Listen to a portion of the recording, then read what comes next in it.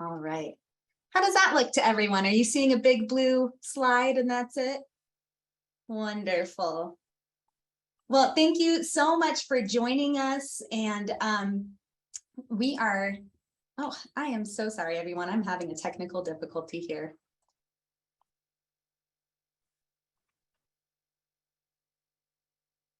Please just bear with me.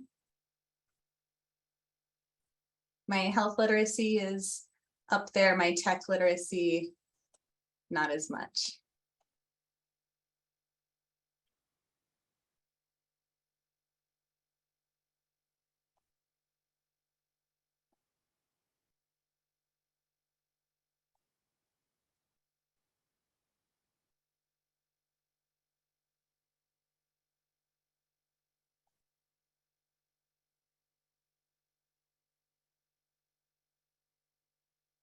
Okay, how's that? Are you seeing that same slide again? Wonderful. Okay, so greetings, welcome. Thank you for giving us the gift of your presence today as we explore health literacy interventions to impact COVID-19 vaccination rates using human-centered design and behavioral science. We have a lean agenda, it looks like, but it's actually really, really packed. And we have a lot to share with you. So we are just going to do some quick introductions. I'll tell you a little bit about our program and our county. And then we have a slew of questions for our panel. They will share their expertise and lived experience. And then we're going to open it up for hopefully a robust Q&A session with y'all. So, and by way of introductions, my name is Adrienne Ackerman. My pronouns are she, her, ea, and I'm the program director for a few different initiatives at the Pima County Health Department, namely for today's purposes, the Advancing Health Literacy Program. And then also we have a cultural health initiative and a pilot project to bring public health and public arts together called Salud Arte. And we are also building an emerging Pima County network for equity and resilience. And so all of these programs that I have a hand in aim to increase health literacy and equity through innovative models by elevating and centering the leadership of historically excluded communities through human-centered design. I'm relatively new to the public health profession, but my background includes over 20 years of managing, administering, facilitating, and convening partnerships within the public sector at the local, regional, and the national scale through grassroots community organizing and political advocacy. So I really feel like I've found my home at the nexus of my passions in public health and in human-centered design and health literacy. And I can't wait for us to share with you what some of those things mean. And joining me today to help guide this process are my colleagues on the line. So I'm going to introduce everyone and they can just wave a bit. So first up, we have Alexia Cohen. Alexia is a senior designer at Dahlberg Design, championing the human-centered design approach to solve day-to-day challenges in close partnership with communities and organizations in areas such as healthcare, financial wellness, and sustainability. Before joining Dahlberg, she was a digital designer at Argo Design, working on a variety of strategic design projects for companies like IBM, Singular Genomics, New York Life, Fox Factory, and the Acumen Academy. And outside of work, Alexia shares her love for the design process with her thesis students in the MFA Product of Design program at the School of Visual Arts. And that's the program from which she graduated in 2018. Next up, we have Meredith Jones. Meredith is a senior advisor at Behavioral Insights Team Americas. Her background includes work in research, evaluation, and capacity building projects in public health and nonprofit sectors. Her work is focused on healthcare access, quality, and equity through mixed and community-based participatory research methods and performance improvement initiatives. Meredith holds a Bachelor of Science in Cultural Anthropology and Human Physiology from the University of Oregon and a Master in Public Health from Columbia University. And next up, we have Iris Castro. Iris is from Tucson, Arizona, and comes from a Hispanic background. She currently works in healthcare and is passionate about community service. And Iris is serving on our panel as a lived expert and representative of the patient experience in Pima County and the experience of a participant in our human-centered design process. And last but certainly not least, we have Patricia Weaver. Patricia Weaver is a nurse care partner at a primary family care clinic with MHC Healthcare, which is the healthcare system that we're doing a lot of our work with. And she's been there for the past year. She has an extensive background in high-risk obstetric care, and she's a strong leader that fosters an environment of communication and teamwork among the other nurses and staff. She values giving all of her patients excellent education and care so that they fully understand their treatment plans. And she moved to Tucson in 2002 from Massachusetts. So just giving a little like whoop, whoop to the Boston folks in the house. Patricia graduated from Bay State Medical Center School of Nursing in Springfield, Massachusetts. And her greatest and most rewarding experience will always be the first time she delivered a baby. She currently finds joy helping less privileged patients in the community in primary care.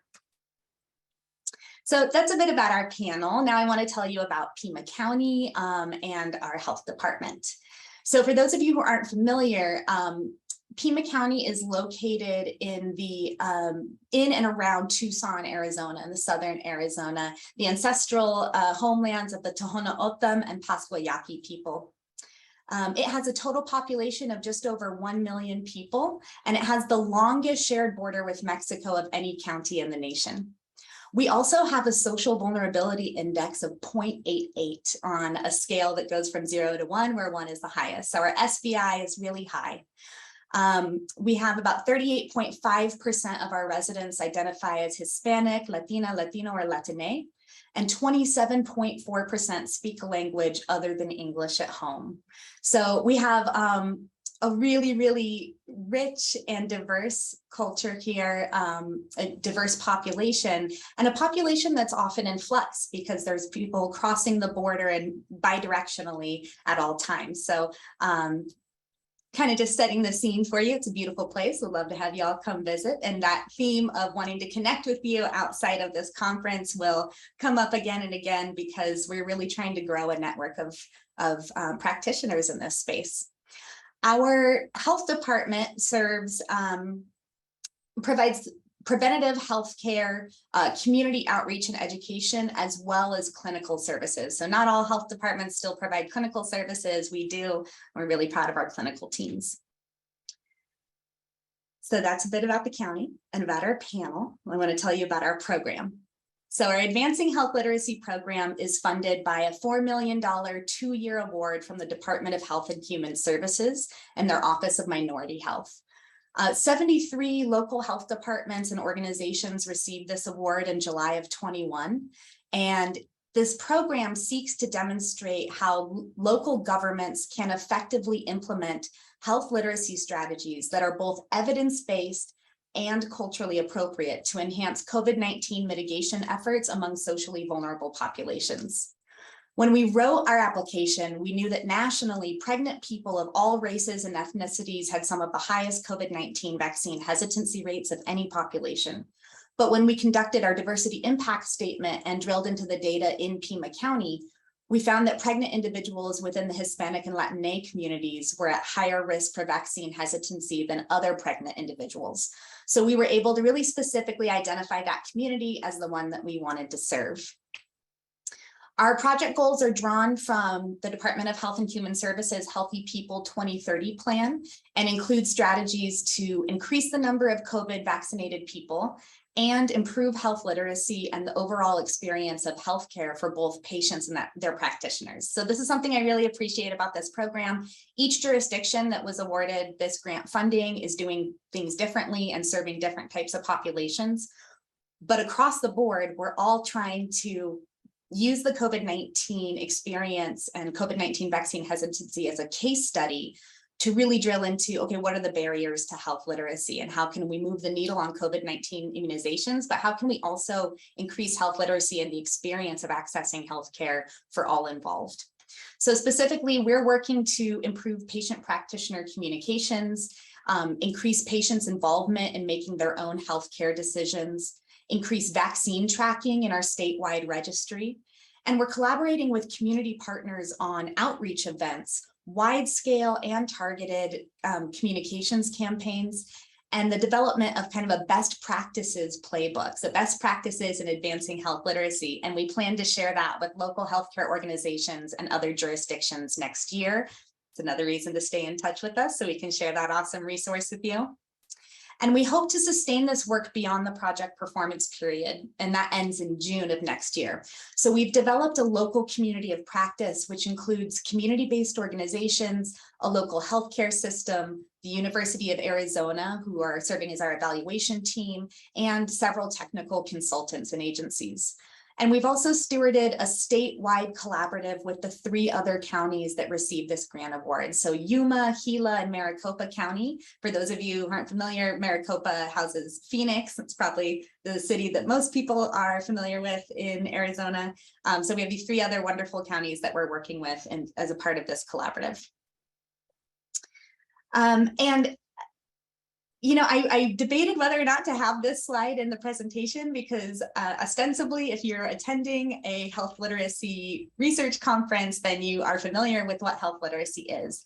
But I thought it was important to highlight, so often health literacy has only been defined at the individual level.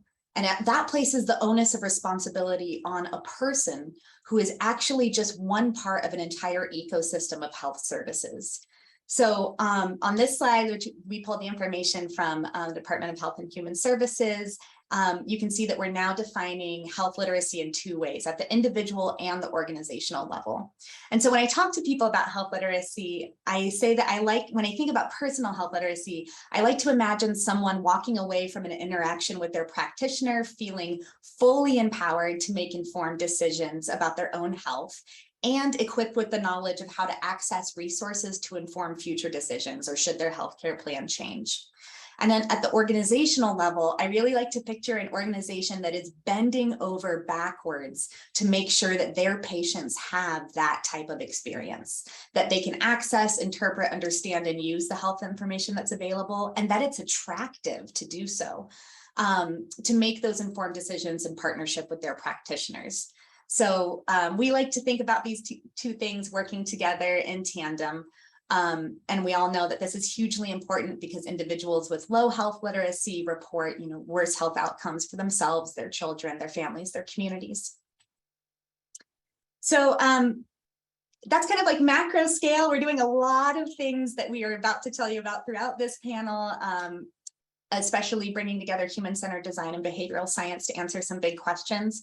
I also just want to drill down a little bit on something I'm really proud of. We worked really early on to embed a foundation of health equity within our work, because we know that you cannot achieve health literacy without health equity and vice versa. So we think these 2 things are inextricably linked. So we rewrote a lot of our program documents and reframed our communications to reflect an equitable and inclusive community that acknowledges both historical and contemporary biases and helps to give us language to unpack these things in conversation with our community. So for example, you may not be aware, but the term provider was coined by the Third Reich to single out, humiliate, and intimidate Jewish physicians before and during the Second World War, and has been used to demoralize clinicians contemporarily in different contexts. So we decided to use the terms clinician and practitioner instead of provider to honor the experts we're working with and to decrease unintentional harm. And also our grant application was originally written to serve explicitly pregnant Hispanic women, but we've since shifted to saying and writing Hispanic, Latina, and Latino individuals of childbearing age from 20 to 45 years old. And in doing so, yes, we're adding some language and some length to what we have to say and write, but we're actively accounting for and validating the existence of those transgender and gender nonconforming and non-binary people who can become pregnant, while also recognizing that not everyone who we seek to serve identifies strictly as Hispanic, but they may identify as Latina, Latino. So we know that language is not the be all and end all of inclusivity. We're not here to police people's language, but especially in our political landscape in Southern Arizona in this particular moment in history, language has really tangible consequences. And inclusion is just one more tool, this language inclusion, that we feel we can leverage to increase participation in health services and affect better health outcomes. And then lastly, and I think the thing that I'm most excited about with kind of moving the needle in this direction for our program is we reflected equity into how we provide incentives to our participants. So we constructed a fair market value model and started to pay people in per hour and in per engagement fair market rates, sorry. And so this slide is demonstrating that we're compensating folks equitably for the costs of travel to and from design sessions, for their childcare, and potentially any other burden that their participation may occur. And we're also signaling, hopefully in a tangible way, that their lived experience and expertise is truly valuable to us. And in doing so, we're shifting historical power dynamics and models of value exchange to more equitably reflect our gratitude for their contribution to our work. So this is a really big move for especially like an underfunded, large health department in a, economically kind of depressed area, for us to be able to move through all the bureaucracy. And instead of just giving folks maybe like a $15 gift card or gas card, we're actually paying people, some people upwards $600. We stay under the $600 limit so we don't, run into any tax liability issues and make sure that any benefits that they're receiving are not affected. But we're paying people $100 an hour as community members to participate in these sessions. And we really hope that we are making them feel valued and seen as a result, because they are. Okay, so that's a bit about our program and everything. I would love to begin the question portion of our panel and pose this first question to Alexia to tell us, what is human-centered design? Thank you, Adrienne. That was a wonderful introduction. So human-centered design, you'll see many definitions online, but for us, it's really a way of thinking, and it involves a process and set of tools that aims to place the people we're trying to serve at the center of the design and implementation process. The process is highly participatory, and it involves bringing people, not only like our intended user, but also stakeholders, into the entirety of the design process. So instead of limiting ourselves to their participation as early informants or as testing subjects after the design interventions has been designed, we're truly kind of bringing them along the way.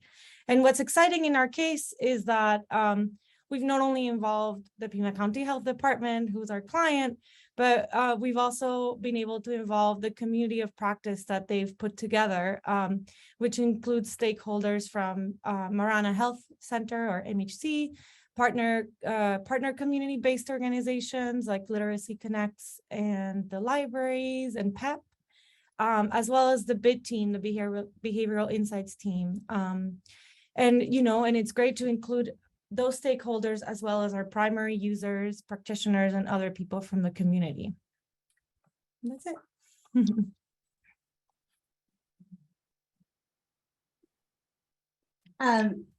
And could you walk us through, we have a little bit of time, do you mind walking us through the human-centered design process? Yeah, of course. So sometimes, this is kind of, we see it as a cycle, and it really depends on, how long the engagement is with the client. But for example, for phase one, we interviewed a bunch of people and stakeholders to understand. So we go through a phase of planning for that. Then we do the learning, and then we just finished co-creation right now. And then eventually we'll get to a point where we'll prototype, test, measure, and then kind of potentially it feels like a cycle to then finish in the area where we can pilot this and scale it up. Great, thank you. And what are some examples of human-centered design activities? Yeah, so you can probably, go to the next slide. So for our projects, we start with foundational research. You see here a picture of us interviewing a group of Latin participants. And really it involves sitting down with people for guided discussions that often include interactive materials like what you see here. This is an example of an ecosystem map that we built together. And this really helps us understand their context, their challenges, as well as their goals from their own perspective. And this often means kind of stepping back from the immediate health challenge that the PCHD gave us to instead map out the day-to-day journey of users and also practitioners to kind of understand when and how this need shows up in their lives.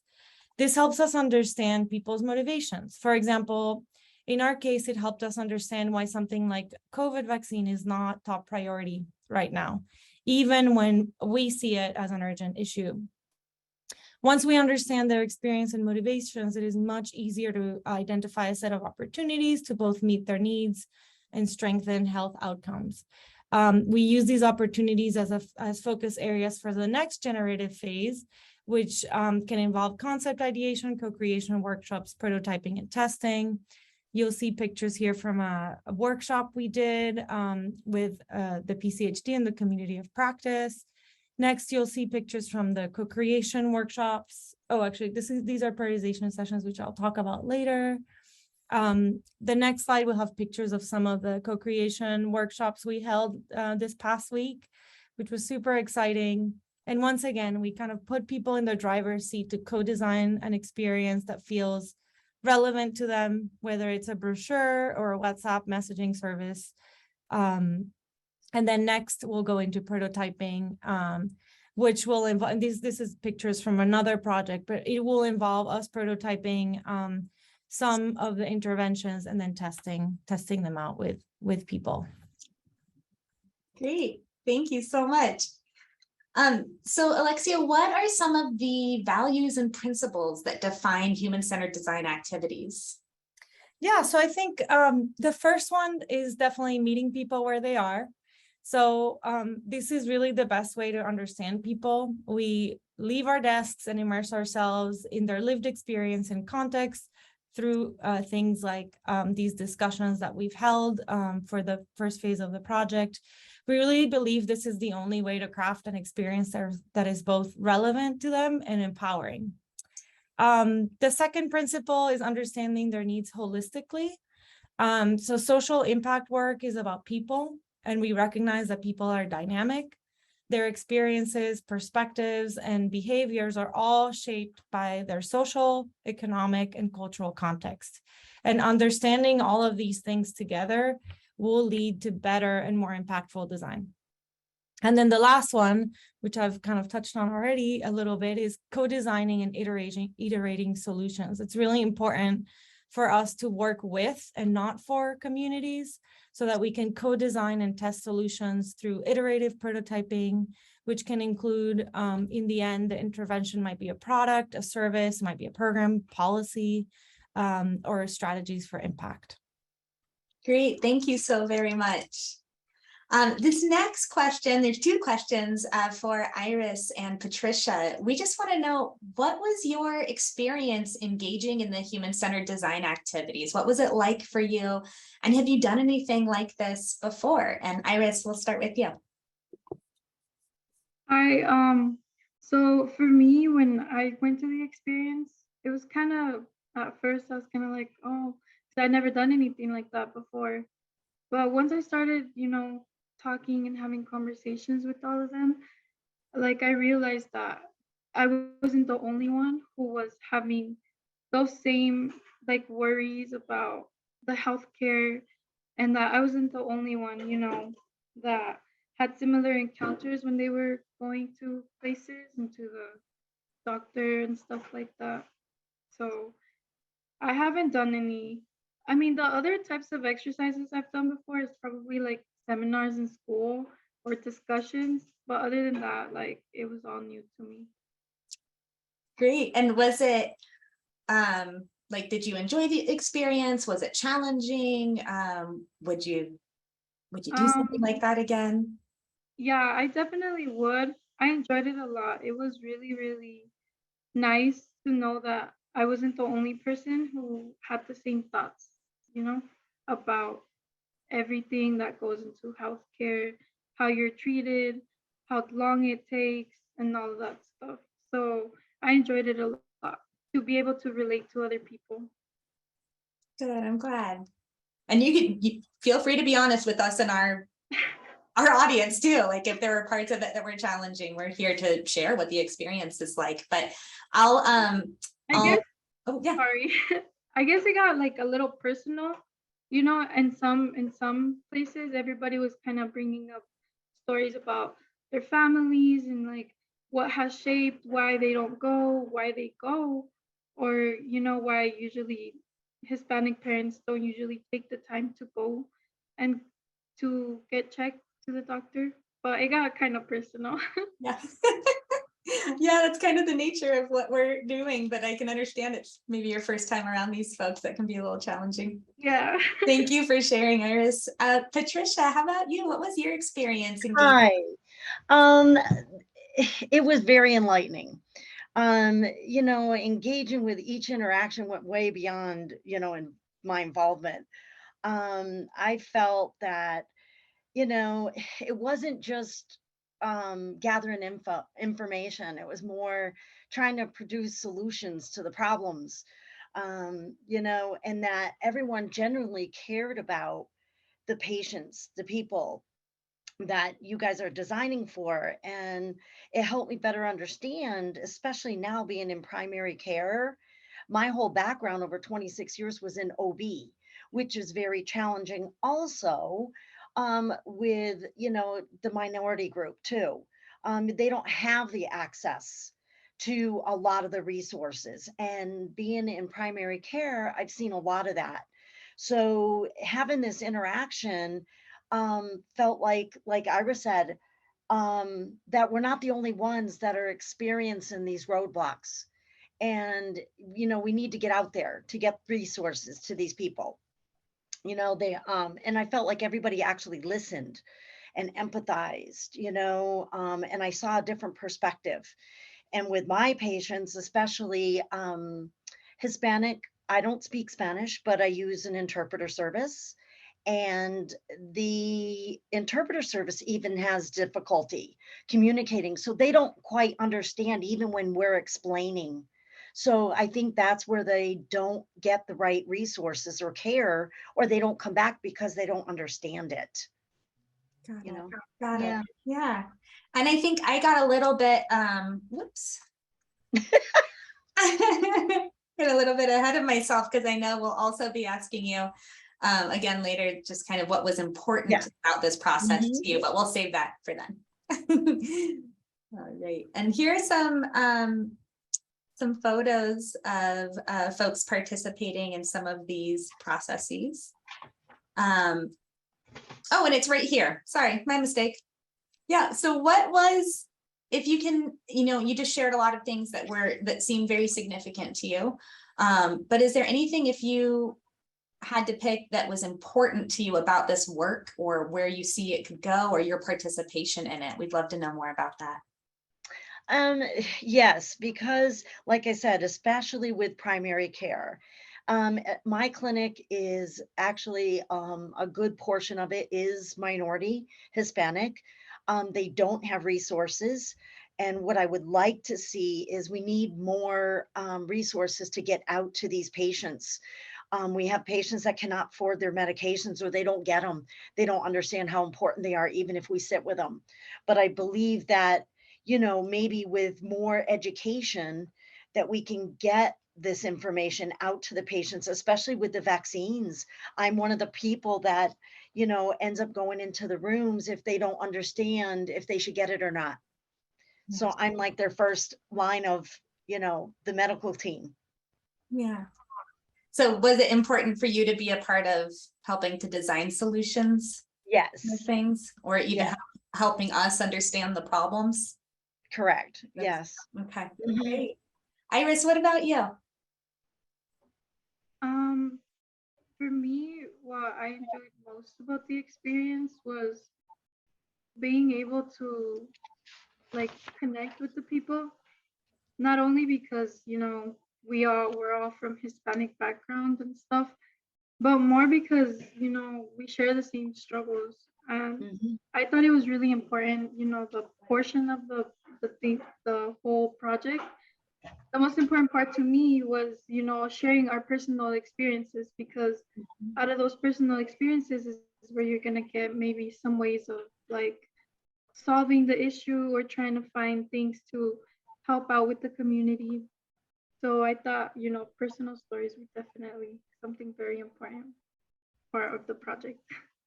That's great. Thank you so much. All right. So here's another picture. This is from another session with Dahlberg Design and some of our MHC healthcare practitioners.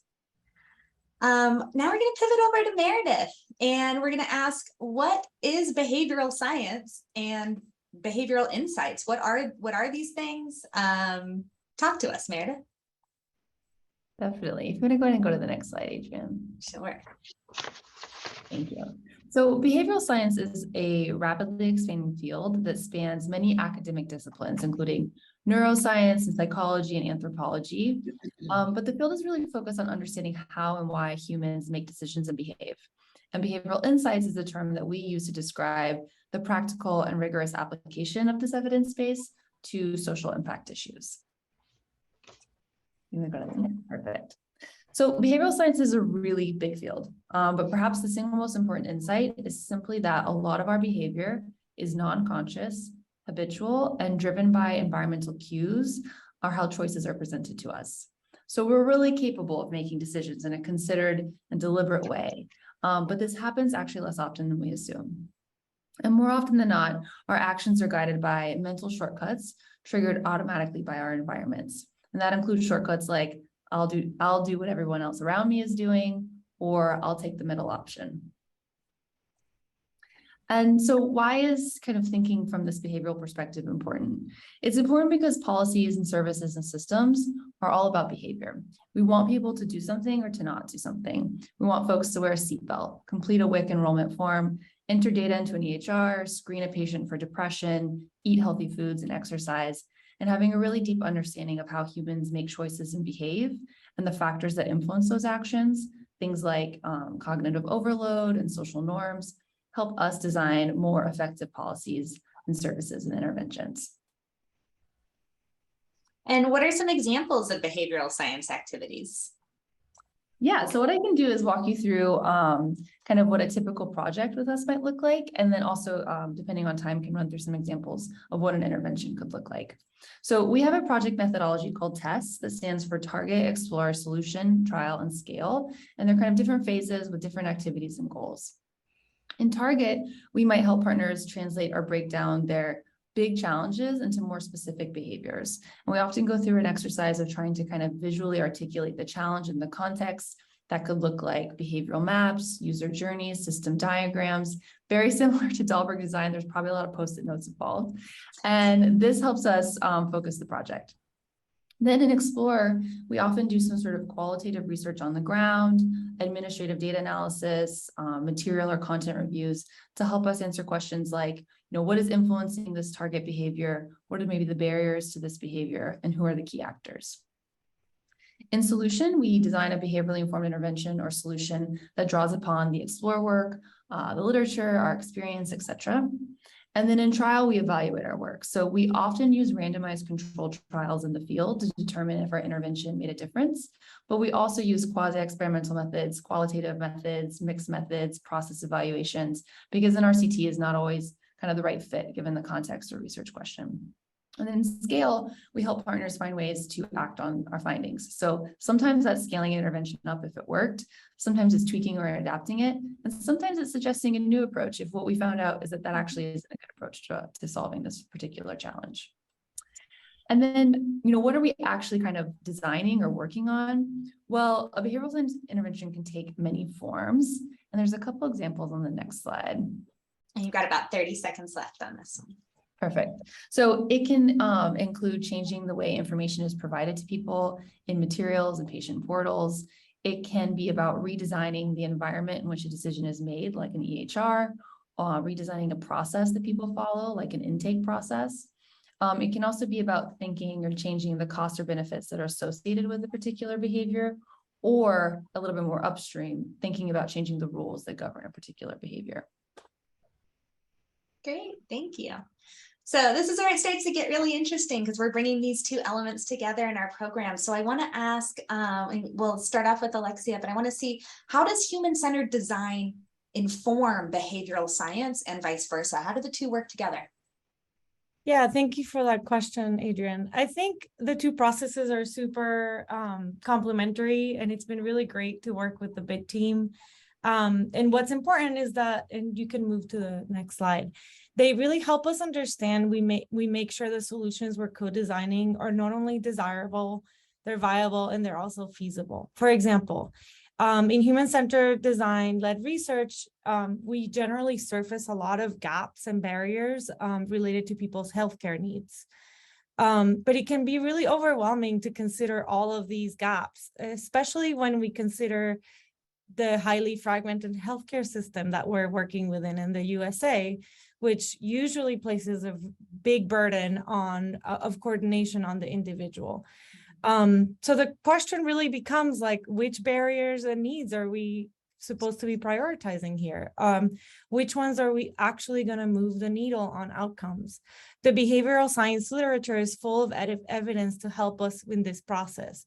And it can also enhance our prototyping process by introducing different behavioral strategies to test and iterate with users. It's really been great to work collaboratively with BIT, as we often find common ground in our findings, which is really validating. And the process really allows us to corroborate that what we're learning through HCD is able to be kind of corroborated with the experience and rigor that BIT brings in. Meredith, do you have anything to add? I mean, mostly just to kind of reinforce what you were saying. It's been great to work with Dahlberg. I think what's really kind of interesting, like Alexia was saying, was that they started on the project a little bit earlier and kind of came to a set of conclusions after their research phase that largely through kind of the behavioral science and health literacy evidence that we've been looking through has just been reinforced and complemented. So I think it's like it's validating, and it's a really good example of how you could use these methodologies together to learn from the community and from the evidence base in tandem. And then the only other thing I might add is that, you know, human-centered design is looking for interventions that are desirable, feasible, and viable amongst so many options. And so like Alexia said, it's like almost like Dahlberg is casting this really wide net and really kind of letting the community fill up that net. And now we can kind of bring in some of the behavioral science to help us think about prioritizing in terms of, you know, what do we think is going to drive the actions that we care about the most? And then what interventions, you know, could we evaluate to find out whether or not things worked?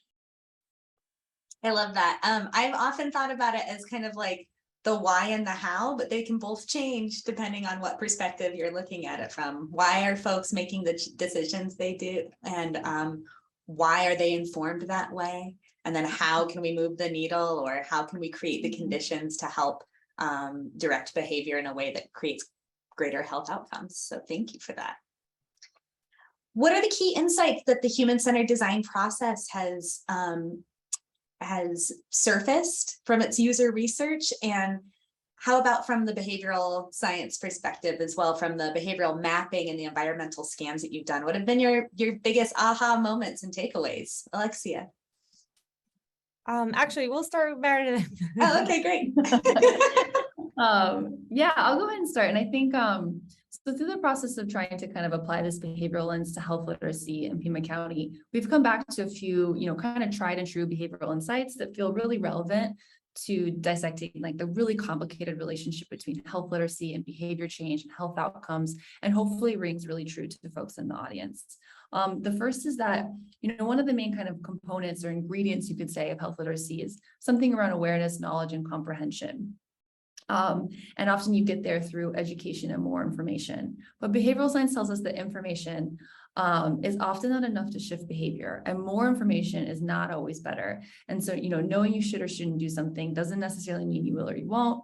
And more information can lead to cognitive or choice overload. And so this insight might lead us to focus on simplifying interventions, reducing text and materials, streamlining choices and options, or providing information in chunks and bundles. Another kind of, ingredient or component of health literacy can be attitudes and beliefs about the medical system or one's ability to navigate it. And so you might decide that attitudes either need to be positive or kind of change before behavior can. But attitudes accurately predict behavior only about half the time, and it varies greatly depending on the strength of the attitude, social norms around that attitude, et cetera. And so this insight might lead us to focus on getting folks to take action so that their attitudes shift. So making it really, really easy to engage with the healthcare system might drive someone or encourage someone or facilitate someone to make an appointment. And despite how they originally felt, in hindsight, to self-justify those actions by saying, I do really care about preventative healthcare. And that can actually reinforce future behavior. And then the third one is that, and we all know this from our own personal lives, even the best intentions can get thwarted. Behavioral science tells us there's often a gap between intention and action, where things like friction and inertia prevent us from doing the things that we really want to do.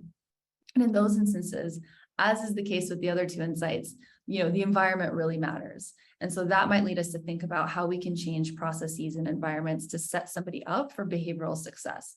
Setting expectations for how long they'll have with their provider or practitioner, previewing co-payments so that it doesn't distract them when they get to the office, reminding them to write down questions and bringing medications to their practitioner, and things like that. And then I'll turn it over to Alexia. Thanks, Meredith. You can go to the next slide. Yeah, so for us, we had the opportunity to speak during the phase 1 of the project, the foundational phase I spoke about earlier. We spoke with practitioners, with community members and clients in our primary population. And with these various conversations that we had, we kind of synthesized learnings into insights that allow us to kind of understand the challenges from both sides. So in this blue slide, you see all the challenges on the practitioner side. And in short, the challenges really lie in the systemic barriers they face, which can oftentimes lead to burnout and prevent them from providing the kind of familial and quality care like people expect from their doctors. And, this is exacerbated by things like the cultural divide. Like doctors here might not know what it's like to be a doctor, go to the doctor in Mexico. So there's kind of like a divide or a bridge that needs to be kind of filled. And then you can go to the next slide. For clients, the systemic challenges we all face, we all have these systemic challenges when we engage with the healthcare system here, are compounded by additional hurdles. So things like lack of familiarity with how complicated the system is here, language barriers, immigration status, lack of insurance, differing care expectations. All these things are additional barriers on top of like how complicated it already is to kind of navigate this system. And this is all influenced by their culture of origin. An example that I can give to kind of give you a sense of a small example is a lot of our clients face chronic diseases like diabetes, which require a lifestyle change.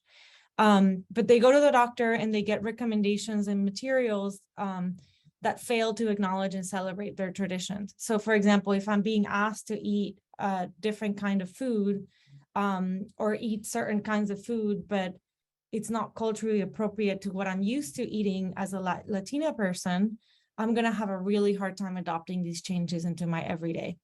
And then potentially if I'm pre-diabetic, develop diabetes because I just don't really understand how to apply some of these things to my daily life. Great. Thank you so much. I'm going to bring it back to Iris here. Can you tell us a little bit about your experience with making the decision to get vaccinated? I know it's something that you wrestled with and ultimately chose to do. So do you mind sharing that process with us? Yeah. So my experience was kind of funny. Because I think I was still in school when I decided to get it, or it was after school, after high school. But everybody around me in my community, I guess, it's cultural, in the Bible, it says, get the mark of the beast, or the vaccine is what's happening, because they weren't letting you into concerts if you didn't have the vaccine or things like that, And so I was hesitant. I was like, oh, so like, it's kind of scary. But at the end of the day, I said to myself, there's always been a first for everything. You know, for the flu, there was a first vaccine. Of course, people were probably scared because they didn't know. So I put in my mind the same thing. The COVID vaccine is also a first. You know, I know it was a huge pandemic, so people were scared, but I said to myself, you know, everybody is getting it now. Everyone is safe. There hasn't been a zombie case. So I think I'm going to get it. And that's how I decided to get it. That was my experience. It was a little scary at first, but you know, everything is good and normal. So I think it was a good experience. Definitely a process. That's great. I really appreciate you sharing that, because those sort of influences can be so important in how we make the decisions that we make. And it's really hard to get past them sometimes. Yeah. Yeah. Patricia, what has the experience been like for you caring for patients who can become pregnant, who are also wrestling with the same decision? Okay, so I was right in the pandemic working high risk OB when this happened. And so when the vaccine came out, I actually felt like, well, one of my sisters put it, I won the lottery. My name was chosen to get the vaccine. And everybody, even the medical personnel, had their reservations and hesitance about getting it also. However, we work with high risk OB. So the maternal fetal medicine, and we had genetic counselor, and we know with our background, not for a patient though, our background, we knew it was messenger RNA. So we're like, okay, it's not, all it is a recipe, basically to give your body to produce this spike protein. So we were like, okay, nothing bad could happen. So we actually got it because most of us, how are we gonna ask our pregnant patients to get it if we didn't even want to get it? So that was a big point. So going in and asking them, a lot of them had reservations because we didn't know what the outcome was going to be, how much harm it was going to do on the baby. So at least if a lot of patients knew that we had gotten it and we were okay afterwards, you know, you did get symptoms. Some people had them more, but at least we were able to teach the patient that, or give them at least a relatable experience to say, hey, we did get it, and this is the reason why we got it, not just because. And I wanted to get it, and people on the panel don't know, I am very immunocompromised. So I was lucky that I got chosen to get the vaccine when I did, you know. So it did in our area help because a lot of the pregnant patients ended up coming in and getting the vaccine, especially once we saw how sick they got. Their bodies are immunocompromised because of the baby. And a few of them ended up in ICU. So we also use those experiences to relate to our patients that were hesitant, to say that, you know, it's going to keep you and your baby out of the hospital at this point. So that's where, you know, our experience was. And I was glad to be part of that. I love that. And I love that you were finding the messaging that would work for you and the community you were Yes. serving. Yeah, that's Mhm. great. Wonderful. Yes. So Alexia and Meredith would love it if y'all can walk us through the proposed opportunities and solutions from the co-creation workshops. And this is going to be really exciting for me, everyone, because our most recent workshop just happened last week, and I haven't even heard some of the things that came out of it. And I'm seeing some of the pictures for the first time today. So I'm all ears. Sounds good. Thanks. Yeah, we're so excited that we just came back from co-creation. But just to take a step back before we look at these opportunities in detail. So through the HCD process, we generated more than 15 opportunities to take forward. But we needed to focus our project. So we actually hosted a set of prioritization sessions with the entirety of the community of practice to narrow down our scope so that we could bring a smaller set to co-creation, which we just finished in Tucson. So on screen, you see the 6 opportunities we took to co-creation. One of them speaks about navigating care, kind of helping people understand how to navigate the healthcare system here. Opportunities also to enhance client-practitioner interaction, so moving away from transactional interactions to relationship building, also including ways to kind of bridge the cultural divide between practitioners and Latin clients. Opportunities around data systems and continuity, as well as 2 opportunities that speak to the supporting role the community really needs to play to solve some of these issues. So we took these opportunity statements and kind of converted them into a set of scenarios that we could bring to different people, including clients and practitioners and community members, to kind of generate ideas based on these scenarios. And some of these, the ideas we heard on the client side, for example, a community healthcare worker or promotora program to help our clients navigate the system in Tucson. And some of the important points about what this community healthcare worker or promotora program should have is that it should actually hire people that have the lived experience, as well as training, that would be out in the community, kind of helping clients know where to start, considering their situation and needs. So whether they have insurance or not, whether they're documented or not, to understand kind of what are the places that they can go to get care.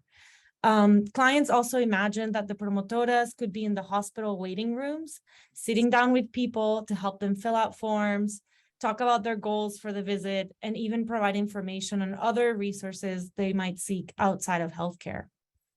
Another idea that came out of the community and client groups, a county-sponsored insurance or fund that could help people fill the gap to access specialized care that they might not otherwise be able to afford.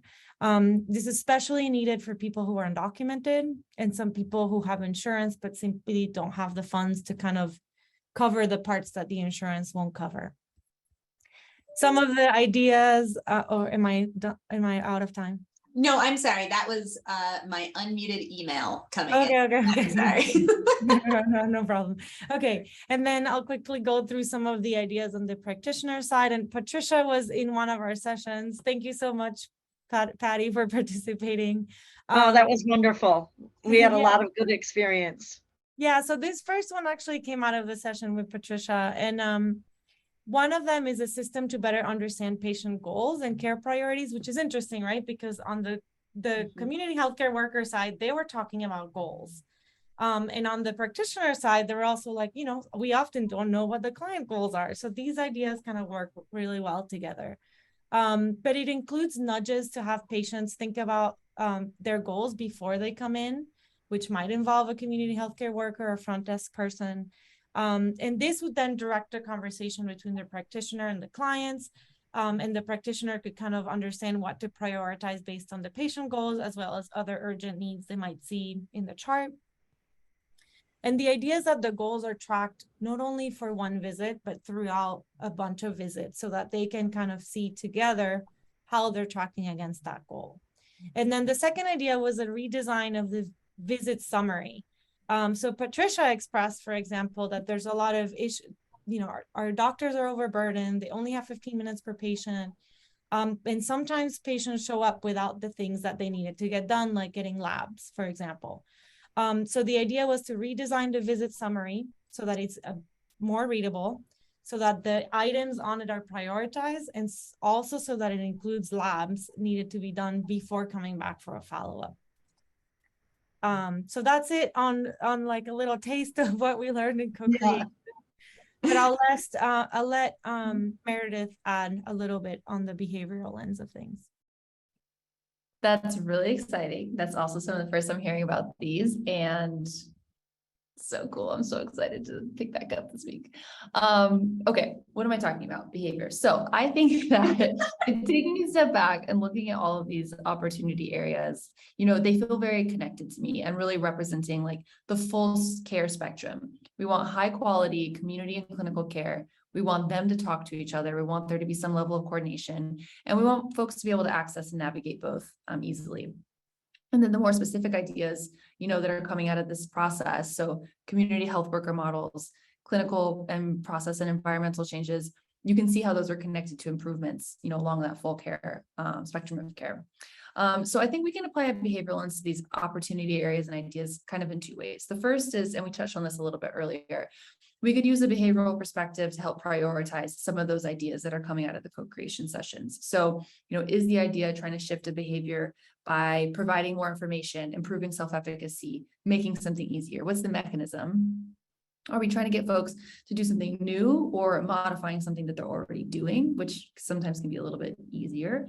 If it's new, we'll need to think about uptake in particular is usually a large kind of hurdle or challenge to get over. Does the intervention do enough to kind of address the environment or the context around a particular behavior so that it sticks? Do we think that shifting that particular behavior will impact our larger goals around health literacy and COVID vaccination uptake? And then second, we can apply a behavioral lens to the design process itself, in tandem with Dalberg design, using something like our EAST framework to generate or just refine ideas. And then in the next slide, Adrienne. Perfect.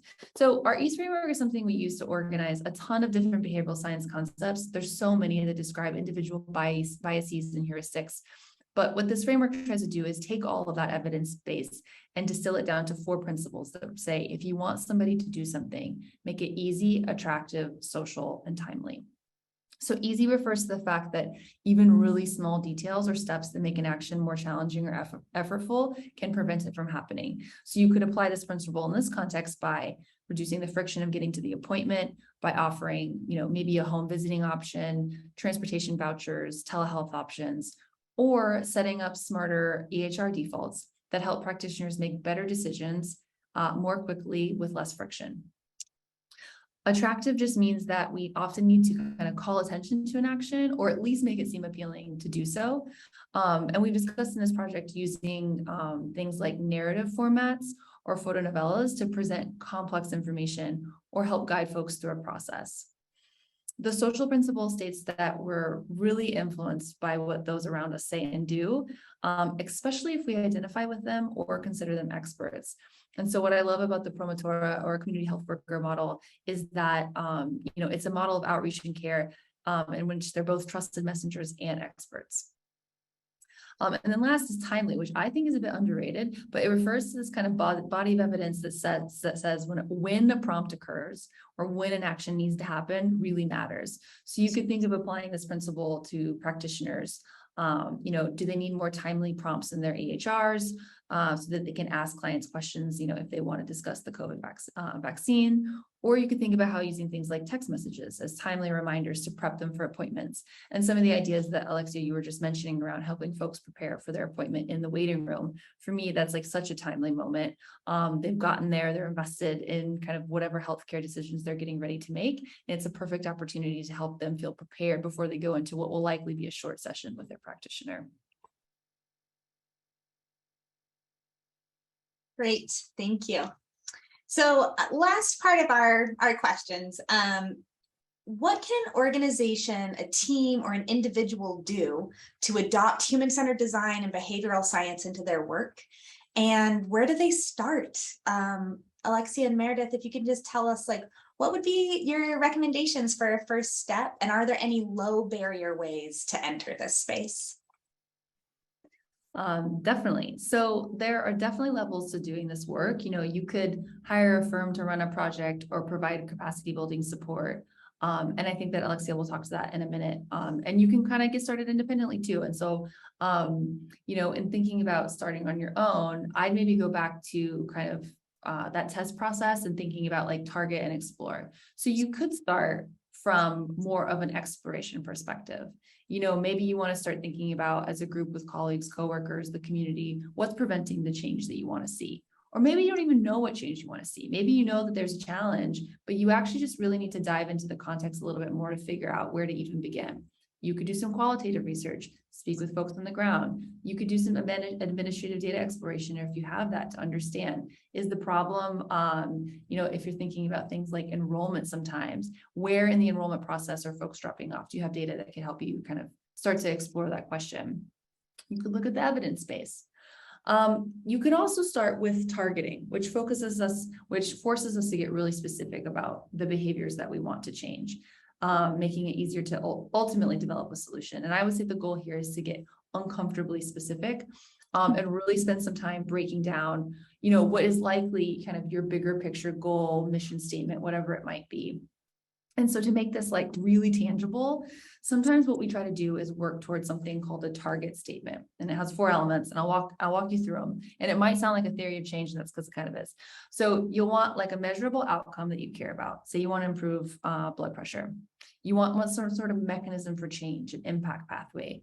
And maybe you want to do that through regular preventative healthcare. You want a behavioral goal, and that might be increasing signups for free annual checkups. And you'll probably want a target population. So you could say eligible members. And then it would read like, we want to increase signups for free annual checkups among eligible members in order to provide preventative regular preventative healthcare to ultimately reduce blood pressure. And I think, writing a statement like that really helps us kind of start to draft out what a theory of change could look like. And it helps us ultimately get specific about what we want to accomplish. And I think the reason I say getting uncomfortably specific is because we all have, broad missions and goals. We want to reduce childhood obesity, whatever it might be. And I think that breaking things down is difficult, much more difficult than we ever think it's going to be, but really helps us feel like it's actually in the place where we can get started because it's a little bit more manageable. That's great. That's fantastic. Alexia, is there anything you wanted to add to that? Yeah, I think I was going to talk about, if you look to hire a firm, I would say first learn about human-centered design and behavioral science. It's important for you to learn about it so that you can kind of share their value internally. You kind of have to get buy-in from a bunch of stakeholders before you can go spend a chunk of money in your organization. I would say also think about the goals for running a program like this, and then have a sense of the budget that you'd be able to allocate to a program. And then once you have those 3 things, having conversations with a variety of vendors to understand kind of their areas of expertise and how they might align with your goals, and really not being afraid to shop around. It's like Dalberg and BIT might not be the right fit, or they might be a great fit for the project that you're thinking about. But also thinking about, there's really value in going through the process once, because you can always design a program where you're letting the firm lead the process, but you make sure they include some capacity building within it. And that's something we've been doing with PCHD actively. The team at PCHD is actively involved in every step of the way. They're learning along with us. And we've also complemented this idea of them coming along with us with a series of training sessions for the whole community of practice on the basics of human-centered design. So I think if Adrienne had to, 6 months from now, run a little foundational research on some new subject, she and her team have gone through this process once, and we provided some resources for them. So I don't think it would be impossible for them to go through a small HCD process to kind of find out what's going on their next adventure. I really appreciate the faith you are putting in us, and both of those responses. And I think I'm just going to double down. Alexia said that if you are going to hire someone or a team of folks, it's okay to shop around. We did a competitive RFP procurement process through our county for both our engagement with BIT and with Dalberg Design. And we struck gold on both. We have such a lovely team of folks working together. And I think it is a good idea to make sure that you have a good personality fit, because you're going to be spending a lot of time with these folks, whether it's the community members you engage, the healthcare organization you engage, the contractors you engage.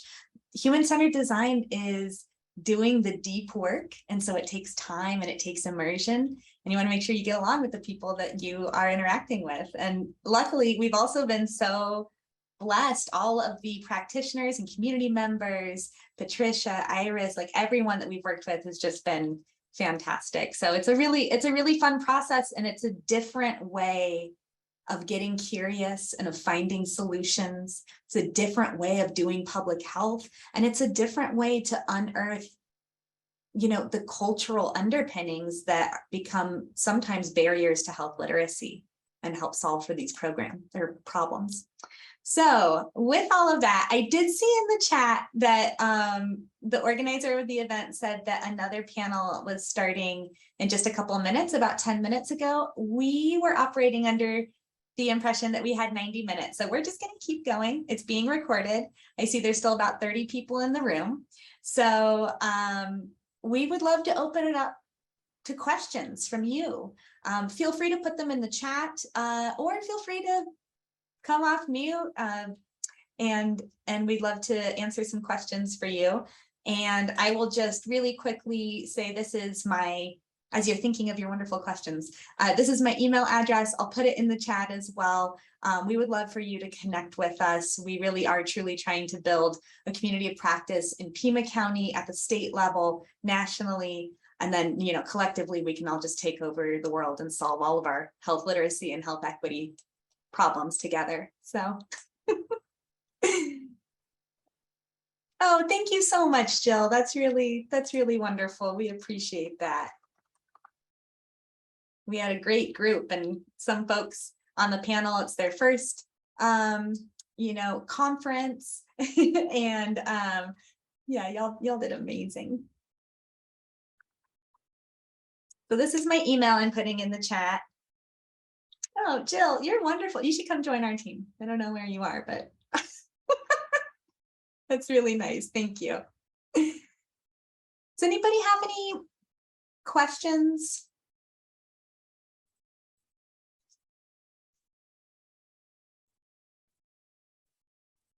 You make our jobs too easy. Iris has a question.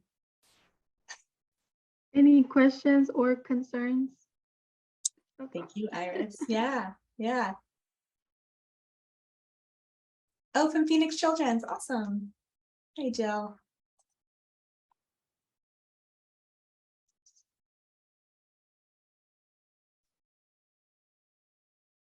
Well, we'll give it a few minutes. We'll see if anybody has any questions.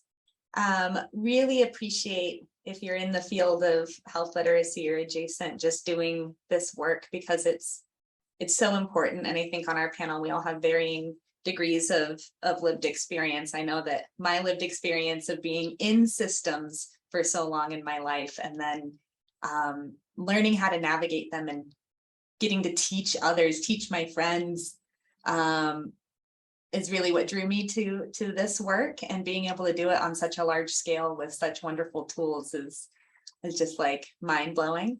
So even if you don't have questions now, if they come up for you later, if you are putting together a program, if you are thinking about, you know, I don't know if we have the funding or the capacity to fully commit to like a full engagement of human-centered design and behavioral science, but I like some of these elements and I'd like to talk it through with you. Feel free to contact us.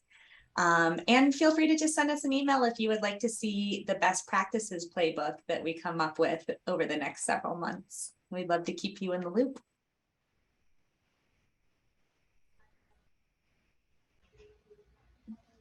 If there are no questions, I think, Mario, would you like us to stay on?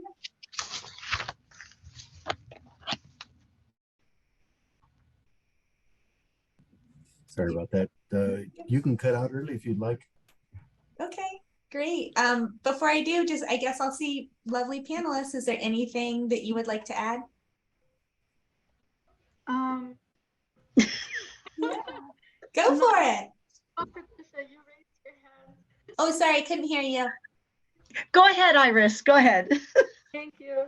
No, I was just gonna say that I really enjoyed, you know, the whole process from start to finish. You know, from when we first had the discussions up to now. It was really a really nice experience for me. You know, I learned a lot. So I enjoyed it a lot, and all of your guys' support and everything. So yeah, thank you for having me. Thank you so much for joining us. And thank you for being such an active participant. There's solutions that are coming out of this that will help the entire county, and they're informed by you and your expertise and your experience and your perspective. And we couldn't do it without you. So Thank you. Yeah.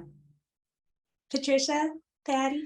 Yes, the experience was wonderful. And it'll actually give me tools to work with patients also, to see, even though we're always trying to improve, we're not perfect. And although with MHC, this is like the first job I've had where these care partners, it's kind of like what Alexia was mentioning about the pre-diabetes and the diabetes. I do that teaching. So I do empathize with patients that have a cultural background.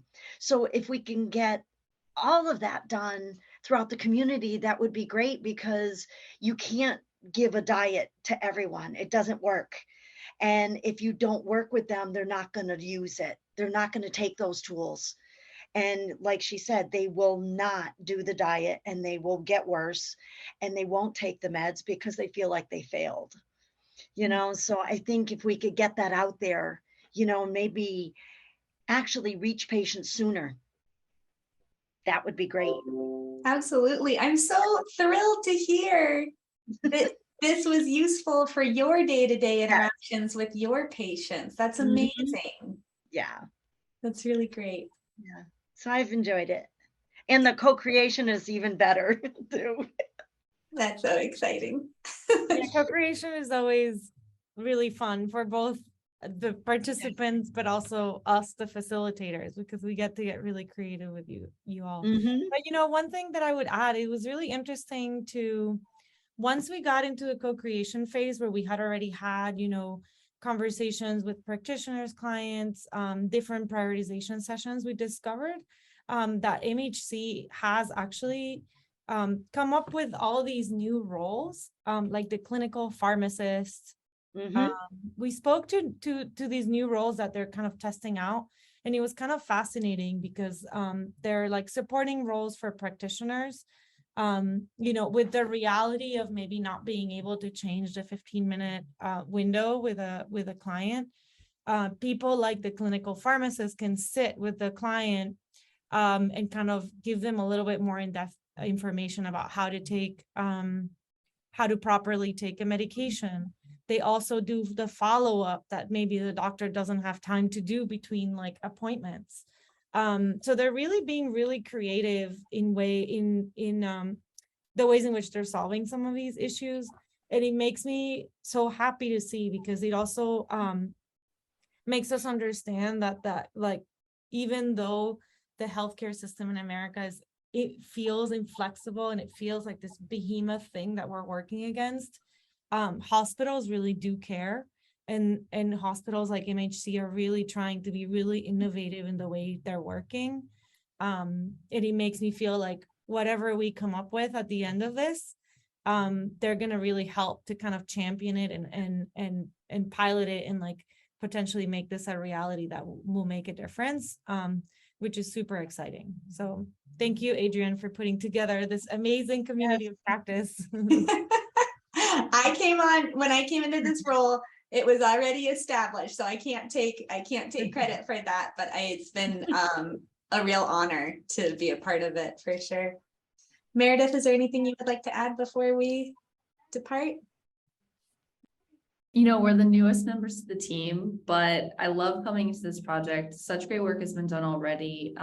Like we've already mentioned, it's been really, really, great, but also really interesting to work with library design and kind of learn from this other methodology and approach that is in some ways very similar to behavioral science, but in important ways different. And so that's been actually a really great learning opportunity for us.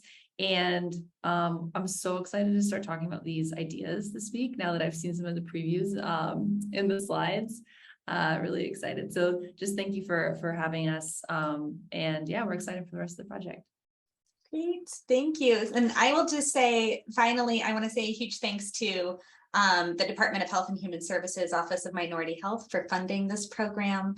Our leadership at Pima County Health Department is our director, Dr. Teresa Colon, is really visionary and really wanted to bring these two methodologies together to see what could come of it, and took a huge chance. And I'm so glad that she did, because now we're getting to pioneer some work that is it could be a complete game changer for our region. And so I would say, for those of you in the call who have you know, some bold leadership in your organization.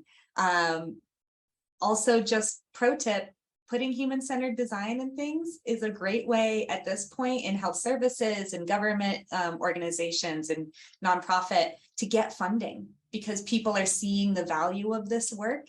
It's coming stateside a lot more. It's coming into the NGO world a lot more, and it's valuable. And so take advantage of that bold leadership if you have it, get that funding and start doing this work, and connect with us if you'd like to, because we'd love to be thought partners along the way. So thank you again so much for joining us. Thank you to this wonderful panel. And I hope everyone enjoys their 10 minutes back between the next session and has a great rest of your week. Thank you. Yay! Thank you, Elena, in the chat too.